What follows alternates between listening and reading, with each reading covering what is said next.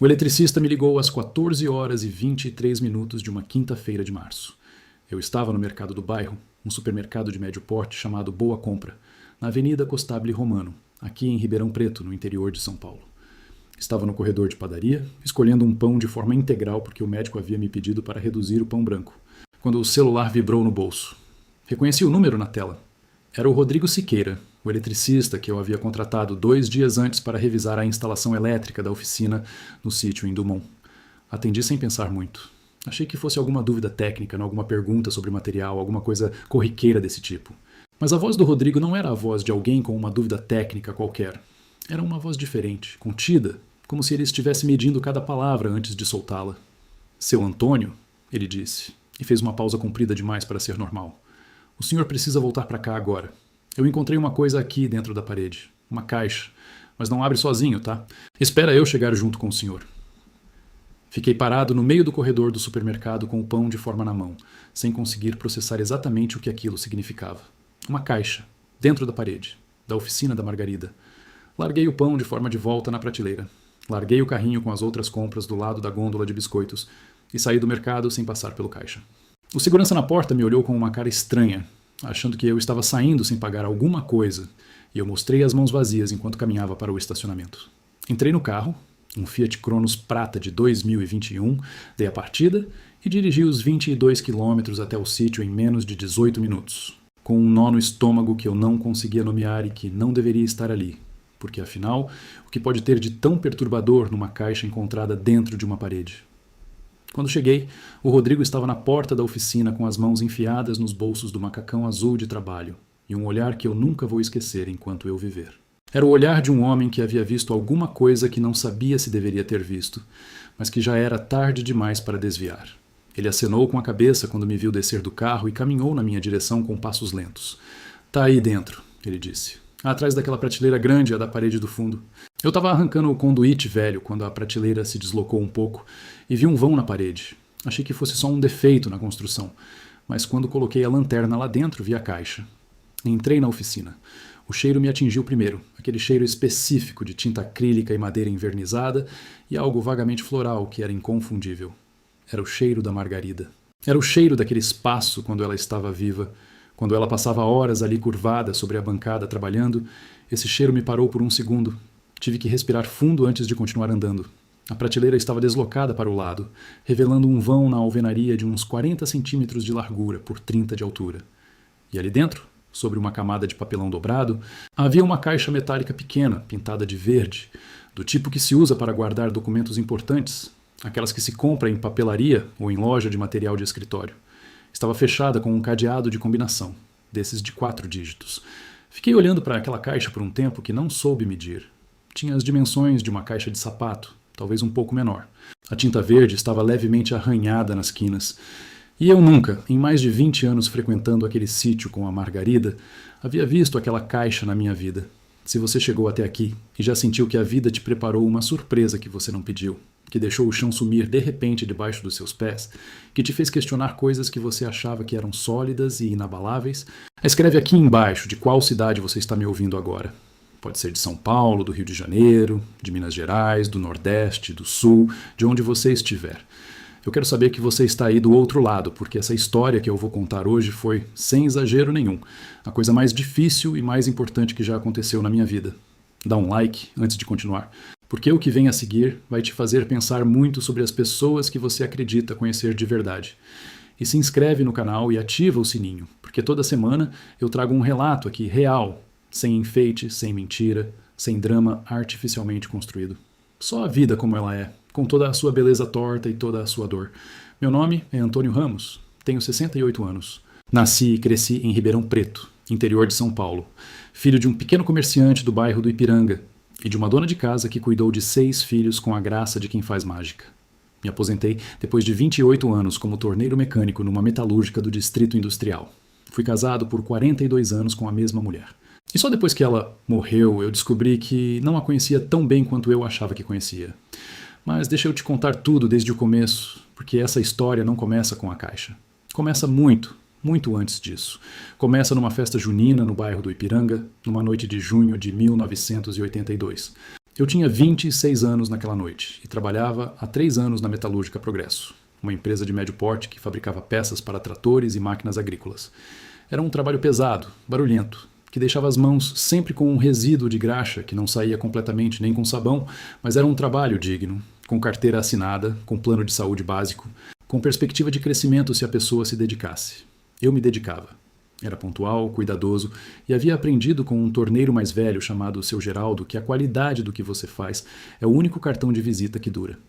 Naquela noite de festa junina eu fui com 2 amigos, o Paulão e o Zé Augusto, para uma rua fechada no Ipiranga, onde um vizinho do Paulão havia montado barracas, forró e bandeirinhas coloridas do chão ao telhado.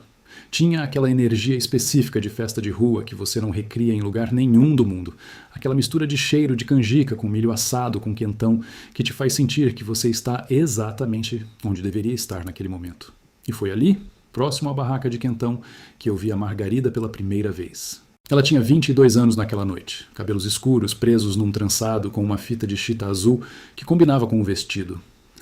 Ria com um grupo de amigas com aquela intensidade de quem está completamente presente no momento, sem nenhuma autoconsciência, sem nenhum filtro. Era um riso que tomava o rosto inteiro e chegava nos olhos. Eu parei no meio do caminho para a barraca de cuscuz e fiquei olhando por uns 30 segundos sem perceber que estava olhando. O Paulão me cutucou no braço. Vai falar com ela ou vai continuar babando daqui? Eu fui falar com ela. Não fui com uma linha ensaiada, nem com uma confiança que não tinha. Fui tropeçando numa desculpa de que havia conhecido o irmão dela em algum lugar, o que era mentira, mas funcionou como abertura. A Margarida me olhou com uma expressão que dizia claramente que ela sabia que era mentira, mas que tinha aceitado o esforço como suficientemente honesto para merecer uma conversa. Ficamos conversando até a festa acabar, quase 3 horas seguidas. Descobri que ela se chamava Margarida Helena Cardoso, que era filha de um funcionário dos Correios, chamado Seu Benedito, e de Dona Cecília, que trabalhava como auxiliar de enfermagem. Ela havia acabado de terminar um curso técnico de artes gráficas e estava pensando em fazer vestibular para artes visuais. Pintava, fazia bordado, trabalhava com argila. Tinha daquela característica de algumas pessoas que parecem criar coisas bonitas naturalmente, sem esforço aparente, como se a beleza fosse uma consequência inevitável de tudo que saía das mãos delas. Quando a festa terminou e as bandeirinhas foram sendo enroladas e as barracas desmontadas, eu perguntei se podia ligar para ela. Ela escreveu o número num pedaço de papel de saquinho de pipoca. Guardei aquele papel dobrado na carteira por 6 meses antes de jogar fora. 2 semanas depois fui na casa do Seu Benedito e pedi para namorá-la formalmente, como era costume da época. Ele me recebeu na sala com uma xícara de café e um olhar que pesava cada coisa que eu dizia. No final da conversa, apertou minha mão e disse: "Minha filha sabe o que quer. Se ela quer você, eu confio no julgamento dela." Namoramos por 8 meses. Em março de 1983, nos casamos na igreja Nossa Senhora Aparecida, no centro de Ribeirão Preto, numa cerimônia com 230 convidados e um bolo de 5 andares que a Dona Cecília fez com as próprias mãos durante 3 dias seguidos. O vestido da Margarida havia sido costurado por uma vizinha dela, a Dona Zilda, e tinha bordados feitos à mão que a própria Margarida havia desenhado. Até no casamento ela criava. Nos primeiros anos moramos num apartamento de 2 quartos no bairro do Jardim Paulista, num prédio sem elevador no 2º andar, que tinha uma janela da sala com vista para uma jabuticabeira no quintal do vizinho. Era um apartamento pequeno, mas que a Margarida havia transformado com cortinas que ela bordou, quadros que ela pintou, almofadas que ela costurou com sobras de tecido. A Margarida tinha naquela capacidade rara de chegar num espaço qualquer e, sem gastar quase nada, fazê-lo parecer que sempre houve cuidado e amor por ali. Eu trabalhava na metalúrgica das 6 da manhã às 4:30 da tarde. Ela dava aulas de artesanato e pintura na casa das vizinhas, cobrava um valor simbólico e ia criando uma clientela fiel, uma pessoa por vez. Não era muito dinheiro, mas era dela, construído com as mãos e com a paciência que ela tinha para ensinar. Quando alguém aprendia um ponto de bordado com a Margarida, aprendia para a vida. Em 1985 nasceu o Eduardo. Eu estava na sala de espera do Hospital São Lucas quando a enfermeira saiu e disse que eu podia entrar. Meu filho estava naquele berço de plástico transparente com um barulhinho de respiração que parecia impossível de ser tão pequeno e tão perfeito ao mesmo tempo. Segurei aquela criança e chorei. Não me envergonho de dizer. Chorei que nem criança. Em 1988 veio a Fernanda. Outro parto normal, outro bebê saudável, outro momento desses que te fazem entender que existe algo que vai além de qualquer explicação racional.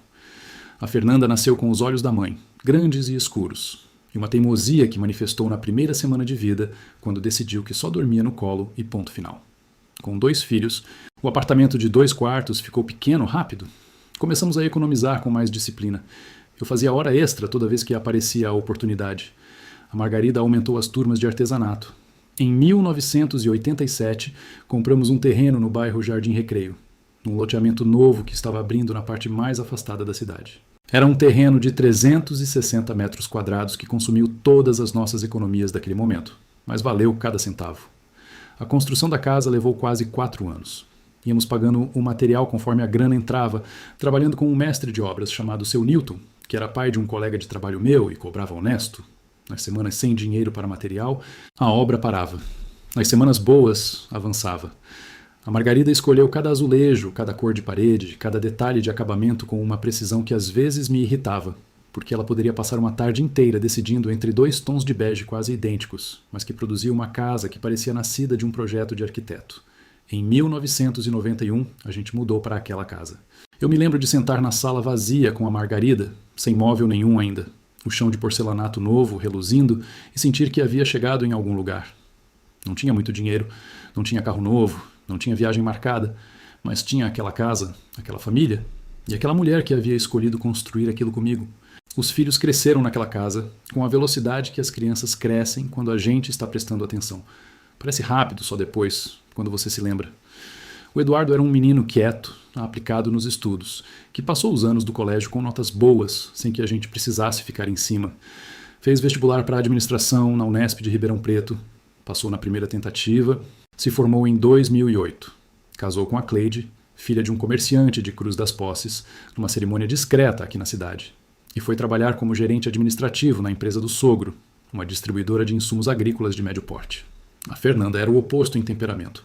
Explosiva, criativa, cheia de energia, daquele tipo de pessoa que entra numa sala e você sabe que ela entrou antes de vê-la. Herdou o talento da mãe para as artes sem o menor questionamento, como se aquela habilidade houvesse saltado direto do DNA de uma para a outra.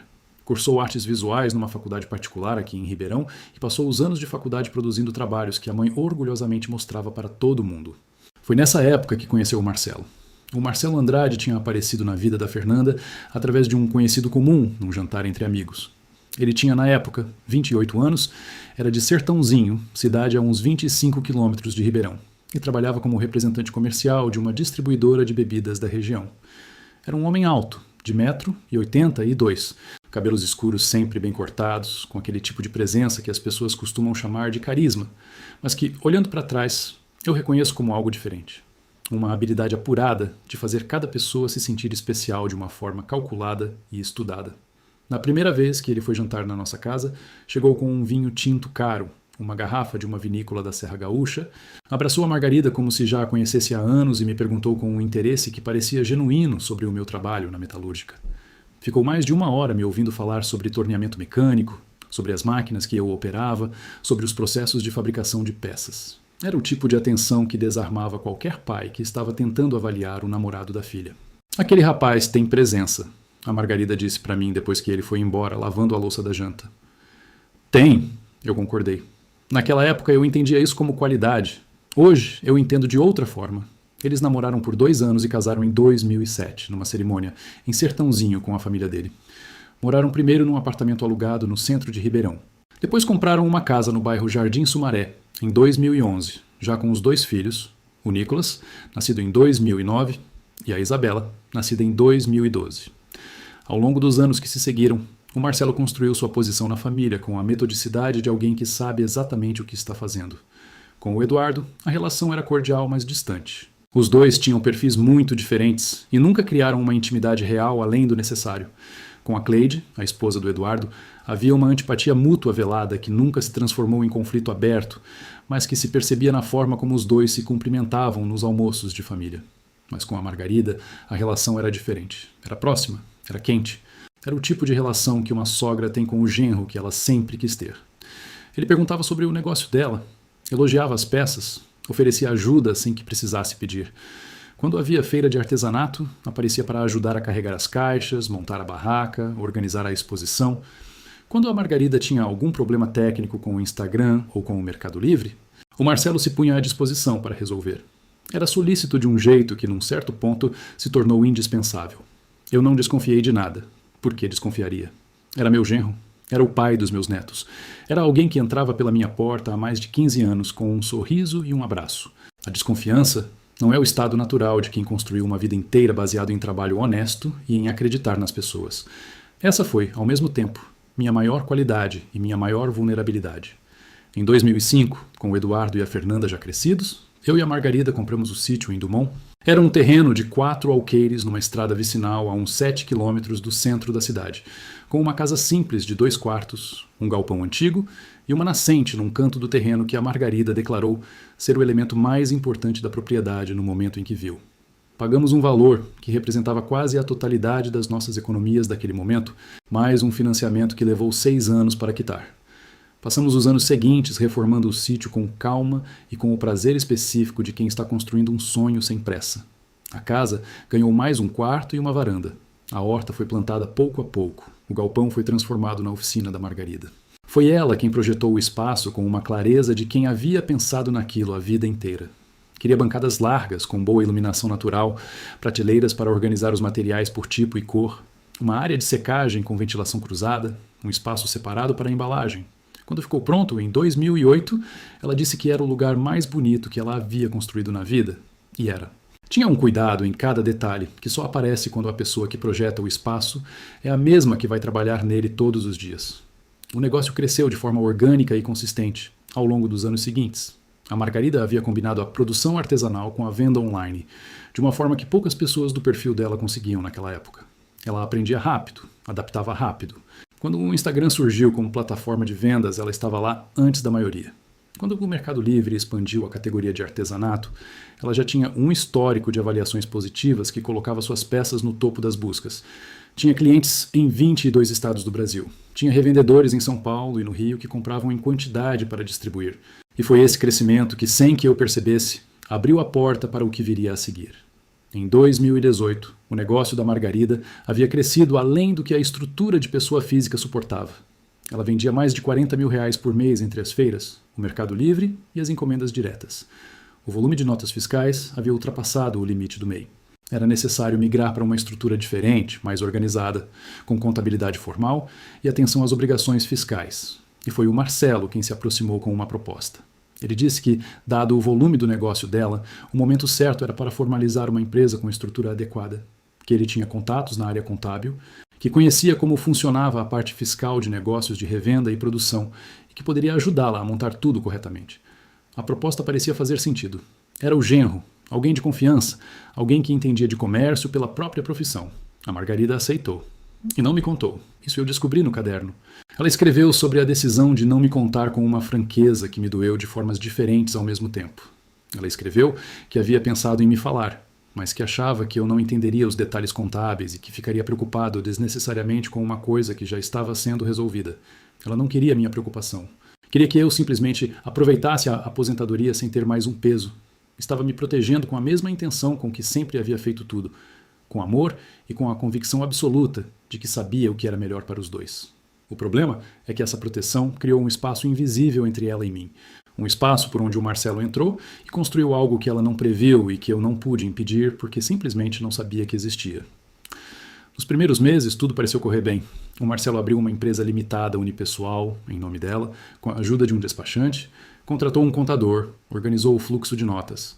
O negócio continuou crescendo. O faturamento em 2018 fechou em R$286 mil. Em 2019, R$341 mil. Em 2020, apesar de tudo que a pandemia fez com o comércio em geral, a Margarida fechou em R$198 mil, o que era extraordinário nas circunstâncias. Em 2021, o maior ano de todos, R$412 mil. Ela havia criado uma linha de artesanato terapêutico que explodiu durante a pandemia, quando as pessoas estavam em casa e buscavam atividades com as mãos para recuperar a calma. Mas algo estava acontecendo por baixo de toda essa prosperidade visível que eu via de fora e que me orgulhava tanto. O Marcelo havia assumido o controle das contas da empresa com uma progressividade tão cuidadosa que a Margarida só foi perceber completamente depois de algum tempo. No começo, era a gestão do caixa corrente, os pagamentos de fornecedores. Depois, o acesso às contas bancárias para agilizar os pagamentos. Depois, a administração de uma conta de reservas que ele havia aberto para separar o capital de giro dos lucros.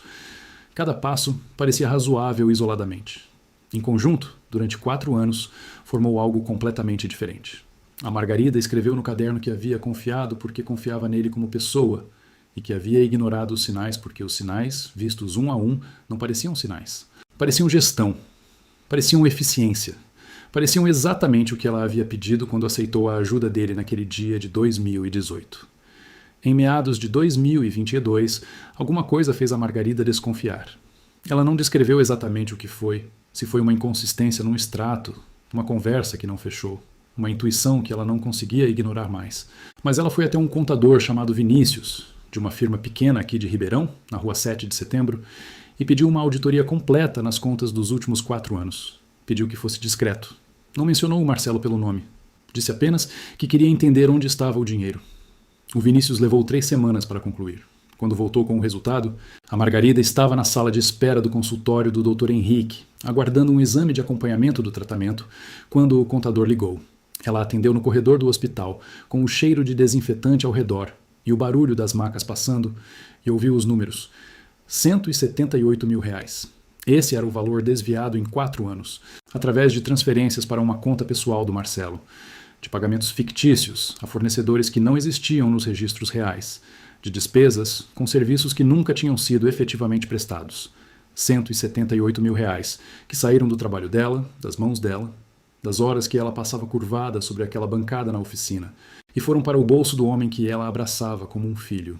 Ela foi para casa naquela tarde, entrou na oficina, sentou na cadeira giratória da bancada e começou a escrever no caderno. Escreveu por horas.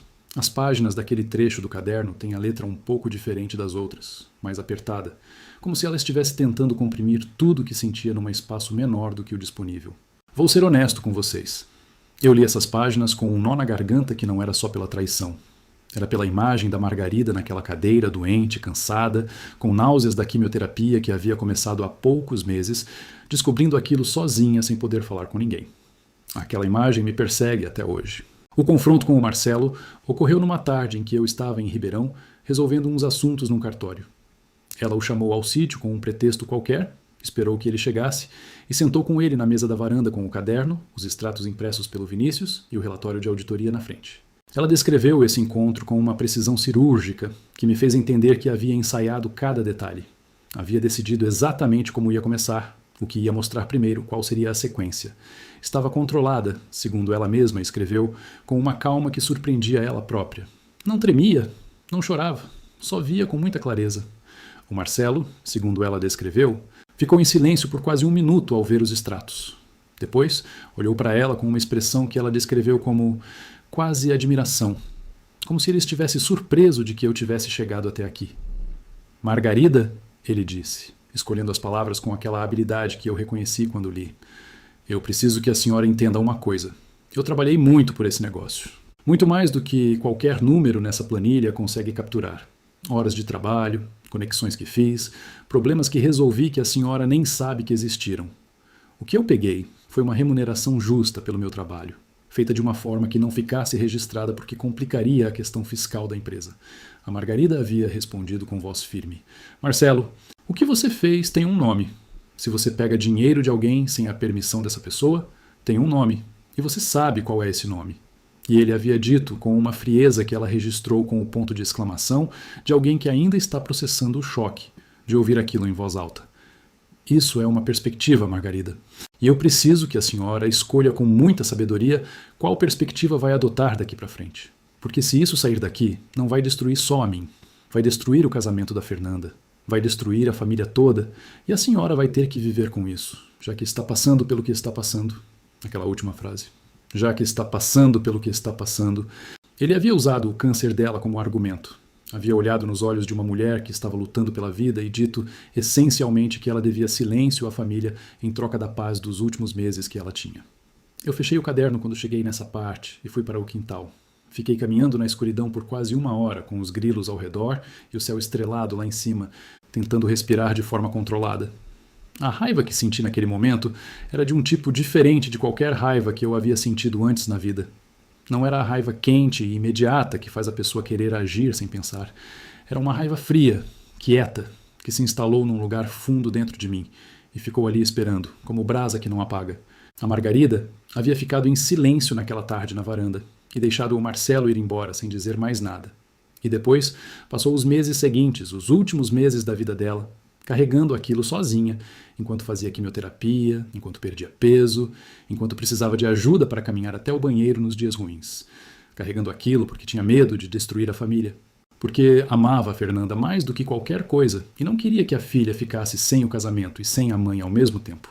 Porque me amava e não queria que eu passasse o tempo que ela ainda tinha de vida consumido por um conflito que ela achava que me destruiria. Mas ao mesmo tempo, havia feito aquela caixa. Havia pedido ao Vinícius que ficasse com uma cópia de toda a documentação. Havia guardado as provas, havia tirado prints de conversas, havia registrado cada detalhe com a precisão de quem sabe que não vai poder concluir a história, mas que quer que a história seja concluída. Para que eu pudesse concluir. Passei os 3 dias seguintes à abertura da caixa no sítio, quase sem sair. Não ligava para os filhos. Comia pouco, dormia menos ainda. Ficava relendo o caderno e olhando os arquivos nos pendrives até tarde da noite, com a luz da tela do computador velho iluminando a sala escura. O segundo pendrive continha uma quantidade impressionante de material. Planilhas com cruzamento de valores por período, extratos bancários com as transferências marcadas, fotos de documentos da empresa e uma pasta chamada Conversas, que continha prints de mensagens de WhatsApp entre a Margarida e o Marcelo, cobrindo um período de quase 3 anos. As mensagens do WhatsApp adicionavam uma camada à história que eu não havia antecipado. Havia correspondência sobre o negócio, sobre os valores, sobre as decisões financeiras. Mas havia também conversas de outro tipo. Mensagens em que o Marcelo aconselhava a Margarida sobre investimentos que ela deveria fazer sem contar para o Antônio, porque ele não entende dessas coisas e vai só complicar. Mensagens em que ele perguntava sobre sua saúde com um nível de detalhe que, relendo agora, parecia mais monitoramento estratégico do que preocupação afetiva. E uma mensagem enviada em outubro de 2022, em pleno tratamento de quimioterapia dela, que eu li e reli várias vezes, tentando entender se eu estava interpretando corretamente. Nessa mensagem ele escrevia: Margarida, eu sei que a senhora está preocupada com o que vai acontecer depois, mas quero que a senhora saiba que qualquer que seja o resultado, eu vou cuidar de tudo. Da Fernanda, do negócio, de tudo. A senhora pode descansar com essa certeza. Qualquer que seja o resultado. Isso, vindo de um homem que sabia que ela tinha câncer em estágio avançado, soava menos como conforto e mais como planejamento para o período após a morte dela. Como se ele já estivesse se posicionando para assumir o que sobrasse. Como se a morte da Margarida fosse, para ele, uma janela de oportunidade que estava se abrindo. No 4º dia, o Rodrigo apareceu no sítio sem ser chamado, como tinha o costume de fazer nas épocas difíceis. Era quase meio-dia quando o caminhão dele entrou pela estradinha de terra. Eu estava sentado no banco da varanda com um copo de água morno na mão e uma expressão que devia dizer tudo o que precisava ser dito. Porque ele não perguntou como eu estava. Só sentou ao lado de mim, ficou em silêncio por um tempo, olhando para o quintal e depois disse: Você já leu tudo? Li tudo, respondi. E o que vai fazer? Olhei para ele. Ainda não sei exatamente, mas sei que não vou deixar passar. Rodrigo ficou em silêncio por mais um momento, mexendo no copo de café que havia servido a si mesmo automaticamente da cozinha, como se fosse a casa dele, que de certa forma era, de tanto que ele havia estado ali ao longo dos anos. Depois disse aquela frase que eu guardo até hoje: Antônio, você precisa de um advogado antes de qualquer outra coisa. Antes de falar com os filhos, antes de confrontar esse homem, antes de absolutamente qualquer movimento. Você tem provas sólidas. Não vai desperdiçar provas sólidas com uma reação que vai te colocar no papel de errado da história. Era o melhor conselho que alguém poderia me dar naquele momento. E eu segui à risca. No sábado seguinte, cedo, às 8h30 da manhã, me apresentei no escritório da doutora Beatriz Sampaio, advogada especializada em direito civil e família, cujo cartão eu havia guardado anos atrás depois que um amigo chamado Heraldo havia resolvido um processo trabalhista com ela. O escritório ficava na rua Tibiriçá, no centro de Ribeirão Preto. Um sobrado reformado de 2 andares com placa de latão polida na entrada e um jardim pequeno com uma roseira na frente. Havia uma recepcionista jovem que disse que a doutora Beatriz não atendia sem hora marcada, e eu disse que compreendia completamente, mas que o assunto era urgente e que eu poderia esperar o tempo necessário. Esperei 1h40 sentado naquela sala de espera pequena com a caixa metálica verde no colo, olhando para uma pintura abstrata na parede e tentando organizar mentalmente o que ia dizer, em que ordem, com quais detalhes. Quando a recepcionista me chamou, levantei, entrei no escritório, coloquei a caixa sobre a mesa da doutora Beatriz e comecei a falar. Ela me ouviu por mais de 1 hora sem me interromper uma única vez. Anotou alguns pontos num bloco de papel de capa cinza. Abriu a caixa com cuidado quando eu indiquei que podia, folheou o caderno sem ler em profundidade, só verificando a extensão e a organização. Colocou os pendrives de lado com a nota de que ia precisar verificar o conteúdo com calma. Quando eu terminei de contar, passou os dedos sobre as anotações por um momento, como quem está organizando as ideias antes de falar. O que sua esposa montou aqui é um material probatório excepcionalmente sólido, ela disse, com a objetividade calma de quem está avaliando um processo, não uma tragédia pessoal. Extratos com rastreabilidade, planilhas de cruzamento de valores, prints de conversas com data e hora, mais a auditoria formal de um contador registrado. Esse contador, o Vinícius, ele ainda está exercendo a profissão aqui na cidade? Disse que acreditava que sim. Vamos precisar falar com ele como primeira providência. Precisamos confirmar que ele mantém a documentação original, que está disposto a depor se necessário e verificar a formalidade do laudo que produziu. Um laudo pericial formal e um contador disposto a depor transformam esse dossiê de muito bom para praticamente inatacável. Ela fez mais algumas anotações e olhou para mim com uma expressão direta. Há 2 questões a separar aqui, seu Antônio. A questão civil, que trata da recuperação dos valores desviados com correção monetária e da indenização por danos morais, e a possível questão criminal, que envolveria uma denúncia por apropriação indébita ou estelionato qualificado, dependendo de como o Ministério Público interpretar os fatos. A escolha do caminho vai depender em parte da postura que o seu genro adotar quando for notificado. Vamos começar pela via extrajudicial, uma notificação formal, dando um prazo razoável para devolução voluntária. Se ele devolver, resolvemos sem processo judicial. Se não devolver, ou se oferecer resistência, entramos com a ação cível e avaliamos a via criminal. E minha filha? Perguntei. Se ela sabia de alguma coisa? A doutora Beatriz me olhou por cima dos óculos com uma expressão cuidadosa que misturava objetividade profissional com alguma coisa mais humana. Se ela participou conscientemente do desvio, ela tem responsabilidade jurídica e moral. Se não sabia, ela é vítima junto com o senhor. Isso vai ser determinado no curso do processo. Não agora. O que eu recomendo fortemente é que o senhor tenha uma conversa com ela antes de qualquer notificação formal, para que ela não seja pega completamente de surpresa por um processo envolvendo o marido dela. Surpresas desse tipo em processos judiciais criam traumas desnecessários quando poderiam ser evitados. Saí daquele escritório às 11h45 da manhã com instruções claras e com algo que eu não esperava sentir ao entrar. Alívio. A sensação de que havia saído do isolamento sufocante do problema, de que havia colocado aquilo nas mãos de alguém competente e confiável, e de que o próximo passo estava definido. Eu não estava mais sozinho naquilo, e aquela caixa que a Margarida havia escondido na parede não ia ficar esquecida numa estante. Ia cumprir o propósito que ela havia dado a ela. As semanas seguintes foram as mais longas e mais pesadas da minha vida recente. Ver o Eduardo me ligar todo domingo às 11 horas, pontual como um relógio, e responder: "Tô bem, filho, tô bem, como estão as crianças", quando eu estava destruído por dentro. Receber a Fernanda no sítio numa tarde de quarta para tomar café e bolo de cenoura que eu havia feito seguindo a receita da Margarida, e olhar para o rosto da minha filha tentando encontrar algum sinal, qualquer coisa que me indicasse o que ela sabia ou não sabia. Não encontrei nada que me desse certeza em nenhuma direção. Ela parecia genuinamente tranquila, genuinamente minha filha, genuinamente alheia a tudo aquilo. Mas eu havia aprendido, da forma mais dolorosa possível, que as aparências não significam nada quando alguém está escondendo algo. A Margarida havia passado quase 1 ano me olhando nos olhos e sorrindo enquanto carregava aquela pedra sozinha. Então, eu não ia tirar conclusões precipitadas sobre a Fernanda baseado na aparência dela. O Rodrigo me ligava todos os dias. Às vezes, só para saber se eu estava bem, às vezes para tomar um café comigo no sítio. Ele tinha aquela qualidade rara dos amigos de verdade de estar presente, sem precisar preencher o silêncio com palavras. A gente passava horas sentado na varanda olhando para o quintal sem falar muito. E isso era suficiente. A doutora Beatriz me ligou numa terça-feira de manhã com a confirmação que eu precisava.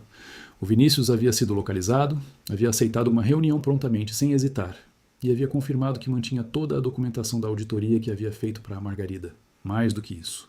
A Margarida havia pedido a ele explicitamente, numa conversa que ele havia registrado por precaução própria, que ficasse com uma cópia de absolutamente tudo, para o caso de precisar algum dia. Ele havia interpretado aquilo na época como o pedido de uma mulher preocupada com a continuidade do negócio. Só quando a doutora Beatriz o contactou é que ele entendeu o verdadeiro significado daquele pedido.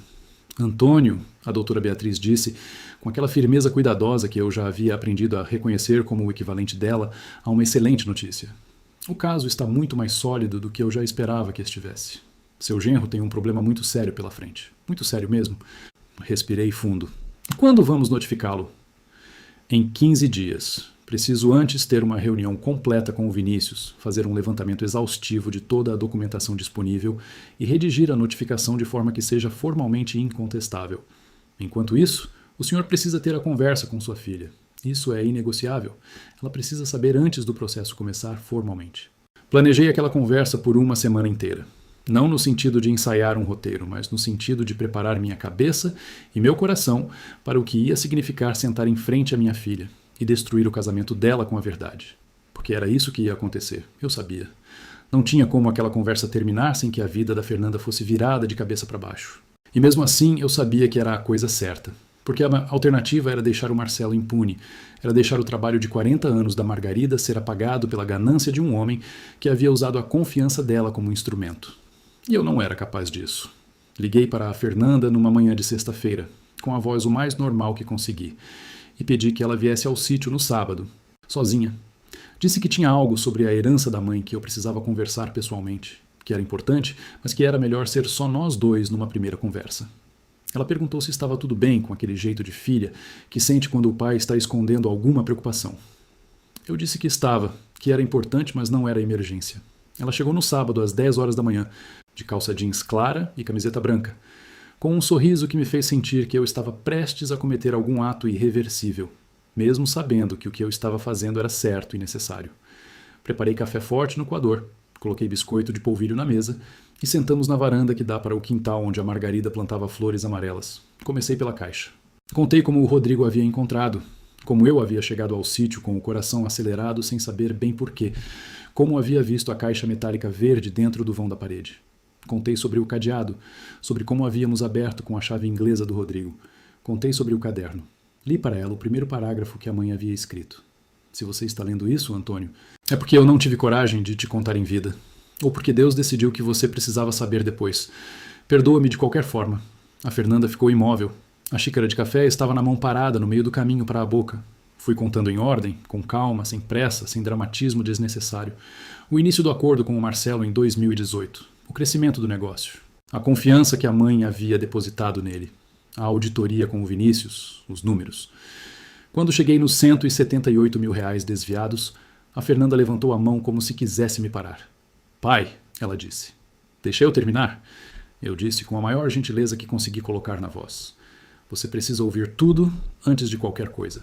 Li para ela o trecho do confronto entre a Margarida e o Marcelo, ali naquela mesma varanda onde estávamos sentadas. Li as palavras que ele havia dito. Vai destruir o casamento da Fernanda, e já que está passando pelo que está passando. Quando terminei de ler aquela parte, o café da Fernanda estava intocado e frio, e ela estava olhando para o quintal com uma expressão que eu nunca tinha visto no rosto dela. Você sabia de alguma coisa? Perguntei, com toda a suavidade que eu tinha disponível naquele momento. Não estou te acusando, estou te perguntando como pai, porque eu preciso saber. Ela virou o rosto para mim, e eu vi com clareza absoluta o que havia naqueles olhos que eram tão iguais aos da mãe. Era dor, era choque genuíno, era a expressão de alguém para quem o chão havia sumido de repente. Não, ela disse, e a voz quebrou logo depois. Pai, eu juro por Deus e pela memória da mamãe que eu não sabia de nada, nada mesmo. Eu acreditei. Acredito até hoje, sem qualquer sombra de dúvida. O que aconteceu nas horas seguintes foi uma tempestade emocional que passei ao lado dela sem tentar conter ou apressar. Ela chorou por muito tempo, com aquele choro fundo de quem está processando várias traições ao mesmo tempo. A do marido, a ausência da mãe, a dor de imaginar o que a mãe havia passado sozinha. Ficou em silêncio por períodos longos. Ficou com raiva da mãe por ter carregado aquilo sem falar. Ficou com raiva de mim, por um momento curto, por ter esperado tanto para contar. E depois ficou com a raiva mais profunda e mais duradoura de todas, com raiva do Marcelo. 15 anos, ela disse num determinado momento, olhando para o quintal com os olhos secos porque as lágrimas haviam acabado.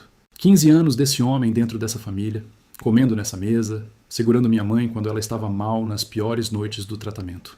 E a vida inteira era uma mentira. Eu não disse nada. Não havia nada para dizer que não fosse verdade. Ela ficou no sítio até o final da tarde. A gente ficou muito em silêncio. Mas era um silêncio diferente do que o silêncio com que eu havia passado a semana sozinho. Era um silêncio de duas pessoas que estão do mesmo lado de uma coisa difícil. Quando ela foi embora, na hora que se despediu na porta do carro, ficou me olhando por um momento. Pai, ela disse, esse homem enganou minha mãe, enganou nossa família, roubou dela enquanto ela estava morrendo. Eu não vou proteger ele. Nunca. E foi embora. A notificação extrajudicial foi entregue ao Marcelo numa segunda-feira às 9 horas da manhã, por um oficial de diligências contratado pelo escritório da doutora Beatriz, na porta da empresa distribuidora onde ele trabalhava na Avenida Presidente Vargas, aqui em Ribeirão Preto.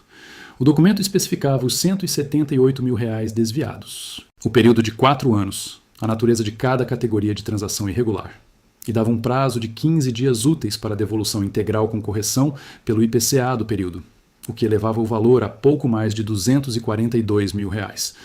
O documento deixava claro que, na ausência de devolução voluntária no prazo estabelecido, a parte notificante daria início a processo judicial cível e avaliaria a abertura de representação criminal. 2 horas depois, o Marcelo me ligou.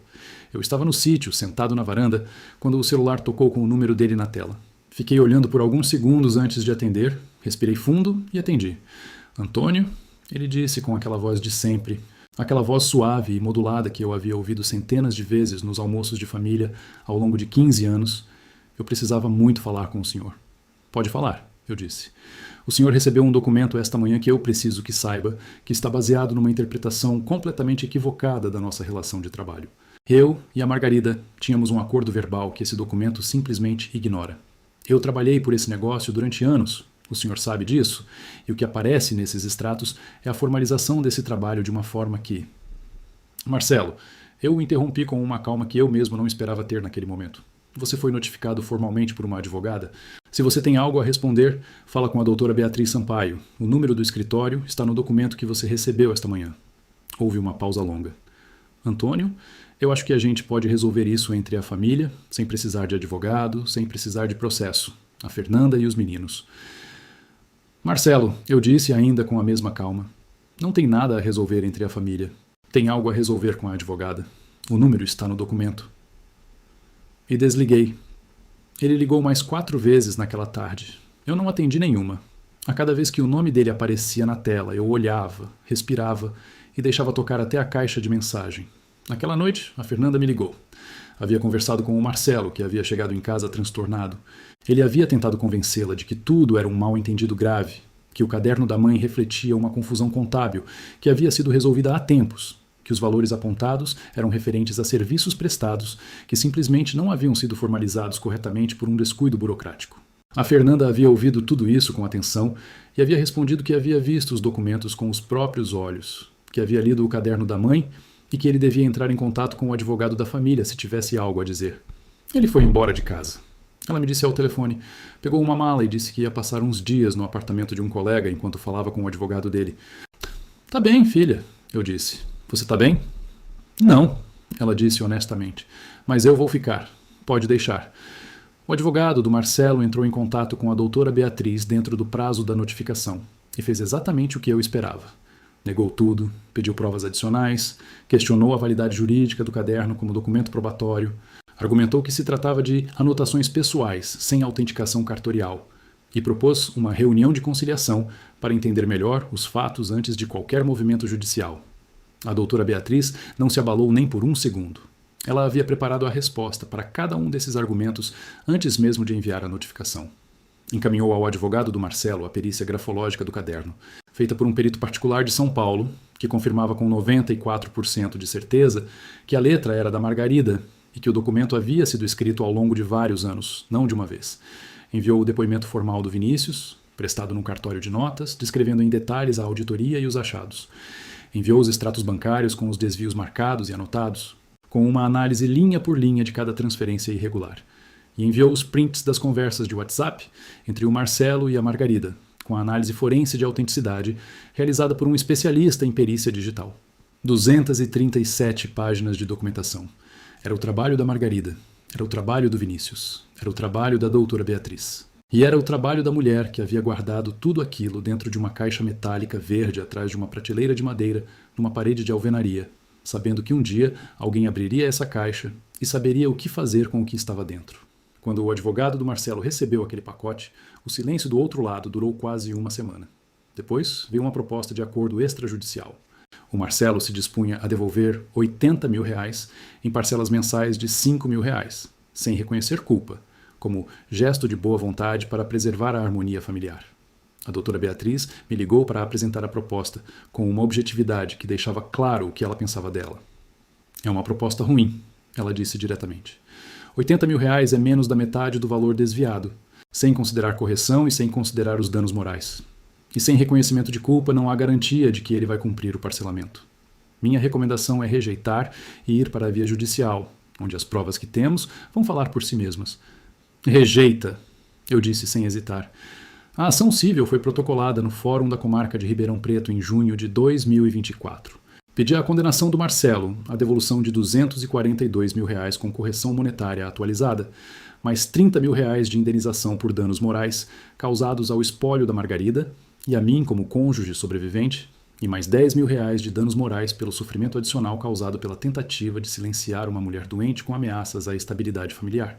O processo teve a velocidade característica da justiça brasileira.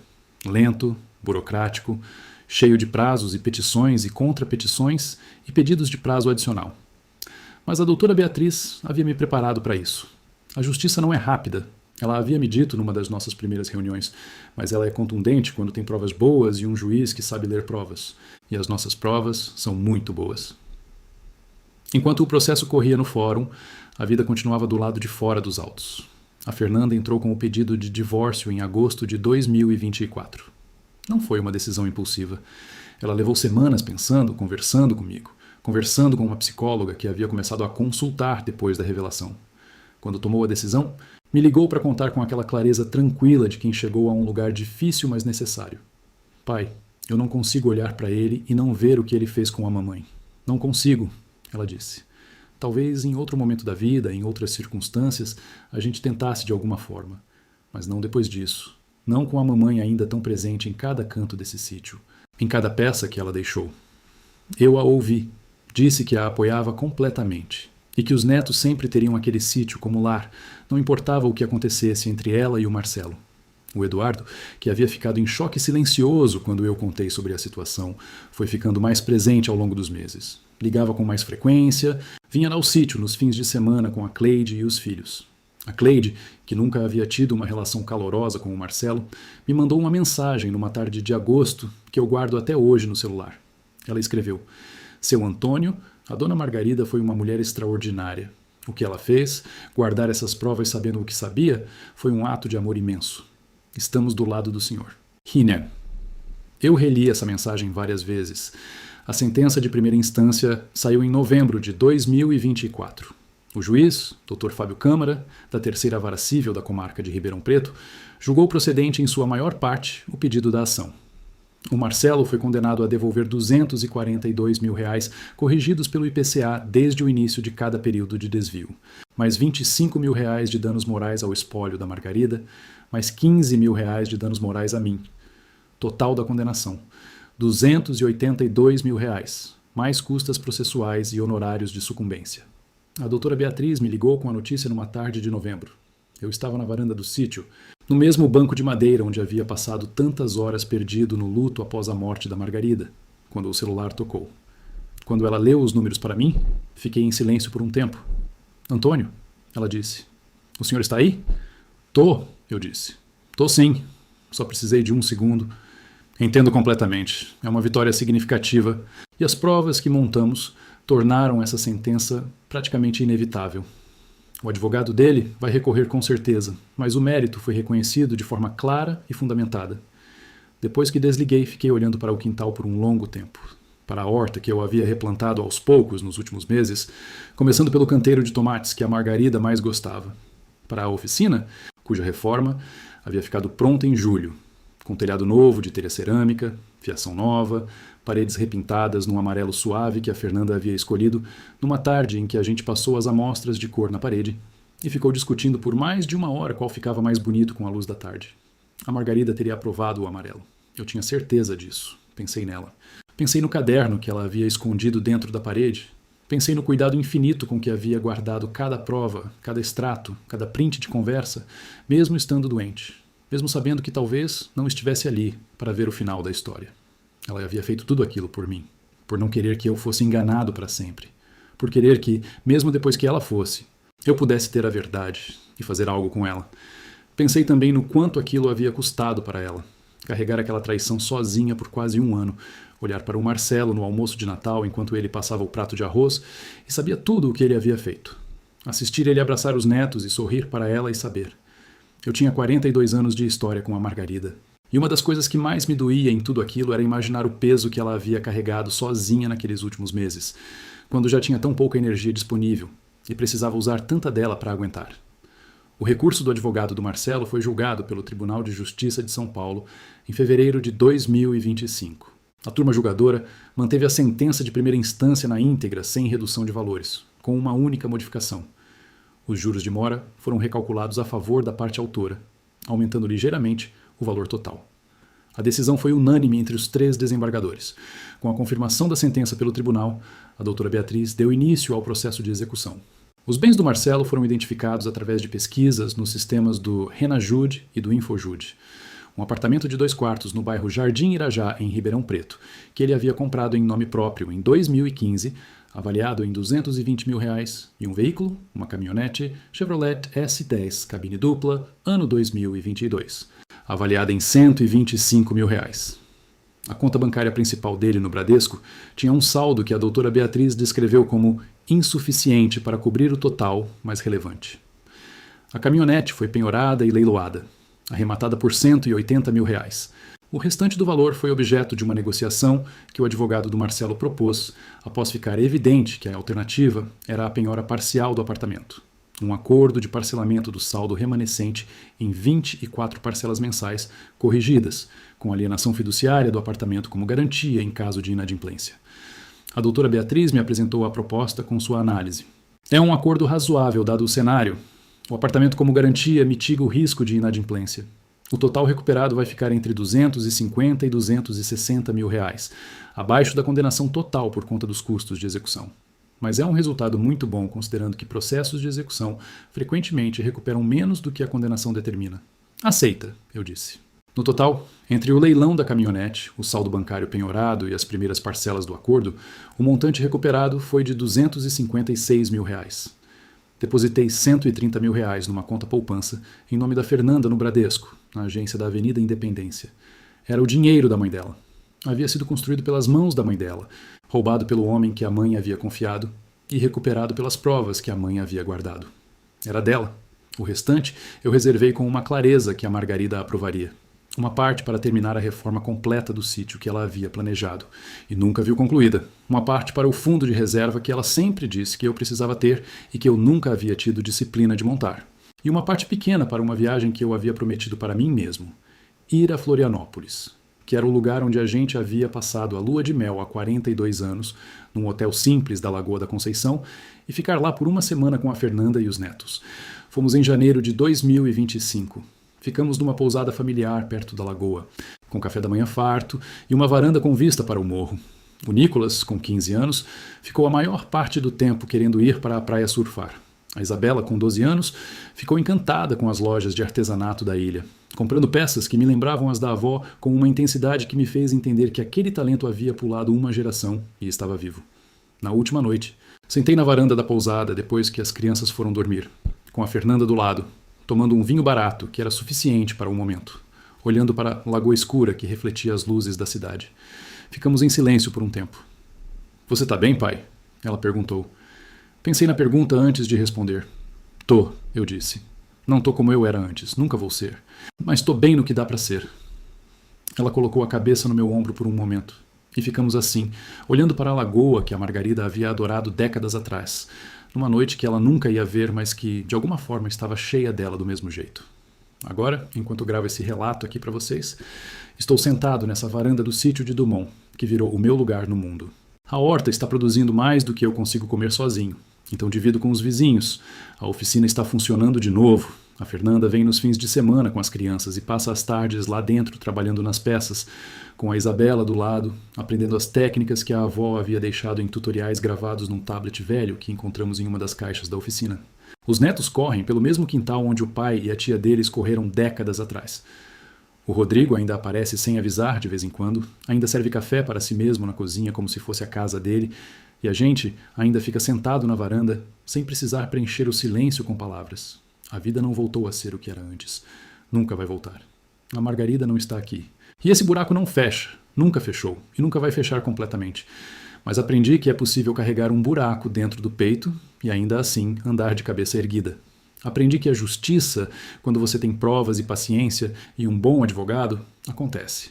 Aprendi que minha esposa, mesmo tendo me escondido uma verdade dolorosa, fez isso com amor e teve a sabedoria e a fortaleza de me deixar os instrumentos para descobri-la quando chegasse a hora. E aprendi que a traição mais cruel não é a de um estranho. É a de alguém que entrou pela sua porta com um abraço e um sorriso, que comeu na sua mesa, que chamou você de família, que olhou nos olhos da sua esposa enquanto ela estava morrendo e que usou exatamente essa proximidade para construir uma mentira que durou anos. Essa é a traição que corrói, que faz você questionar tudo, que te faz perguntar o que mais você perdeu sem saber. Mas essa pessoa não ganhou. Todas as vezes que o Marcelo pensou que havia se safado, todas as vezes que deve ter dormido tranquilo, achando que a morte da Margarida havia enterrado as provas junto com ela, ele estava errado. Porque a Margarida havia pensado em tudo, havia guardado tudo, havia escondido tudo dentro de uma caixa metálica verde atrás de uma prateleira de madeira, na parede da oficina que ela mesma havia projetado, no sítio que a gente havia comprado junto, esperando o dia em que alguém com uma lanterna e uma chave inglesa tropeçasse naquilo. No fim das contas, não ganhou. Você que está aí do outro lado agora, talvez passando por algo parecido, talvez desconfiando de alguém próximo, talvez carregando um peso que parece grande demais para um ser humano aguentar sozinho, eu quero te dizer uma coisa com toda a sinceridade que tenho. Não reaja na raiva. A raiva vai te queimar mais do que vai queimar quem te machucou. Guarda tuas provas com o cuidado que você daria para guardar algo precioso, porque provas são precisamente isso, preciosas. Busca orientação jurídica antes de qualquer movimento. Trata tudo com a cabeça fria que a situação exige, mesmo que por dentro esteja tudo pegando fogo e você queira gritar. Porque quando a justiça vem, e ela vem quando você faz as coisas do jeito certo, você precisa estar inteiro para recebê-la. Você merece estar inteiro para recebê-la. E se você está passando por algo como isso agora, se tem alguém na sua vida que abusou da sua confiança, que se aproveitou de alguém que você amava, escreve aqui embaixo. Eu leio cada comentário, cada mensagem, cada história que vocês compartilham comigo nesse canal. Você não está sozinho. Nunca está. Escreve de qual cidade você está assistindo. Pode ser de qualquer canto do Brasil, de qualquer lugar do mundo onde tiver um brasileiro ouvindo essa história. Se ela te tocou, se te fez pensar, se você conhece alguém que precisaria ouvir isso hoje, compartilha. Não por mim, pela pessoa que você conhece que está passando por alguma coisa difícil e que precisa saber que existe um caminho. Dá um like e se inscreve no canal se ainda não se inscreveu e ativa o sininho para não perder os próximos relatos. Toda semana tem uma história nova aqui, sempre real, sempre do coração, sempre de alguém que passou por algo difícil e encontrou um jeito de continuar. Meu nome é Antônio Ramos, tenho 68 anos, sou de Ribeirão Preto, interior de São Paulo. Fui casado por 42 anos com a mulher da minha vida e foi ela quem, mesmo de dentro de uma caixa, escondida numa parede, me deu exatamente o que eu precisava para continuar. Um abraço grande para cada um de vocês e fiquem com Deus.